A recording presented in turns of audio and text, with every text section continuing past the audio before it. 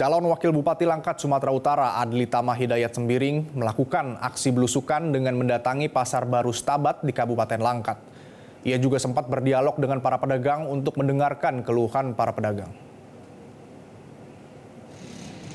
Calon Wakil Bupati Langkat, Adli Tama Hidayat Sembiring, datang ke Pasar Baru Stabat didampingi sejumlah relawan pendukungnya.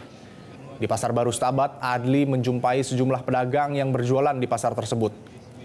Dalam dialognya bersama dengan para pedagang, mereka mengeluhkan kondisi pasar yang semrawut, kurang tertata, dan becek.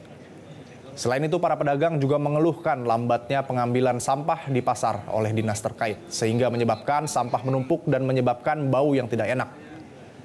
Menanggapi hal tersebut, calon Wakil Bupati Langkat berterima kasih atas masukan dan keluhan yang disampaikan oleh para pedagang. Dirinya bersama Iskandar Sugito mengatakan pasti akan menindaklanjuti keluhan para pedagang jika nantinya mereka terpilih sebagai Bupati dan Wakil Bupati Langkat. Adli Tama menyatakan aksi belusukan ini akan terus dilakukannya untuk mendengarkan aspirasi masyarakat.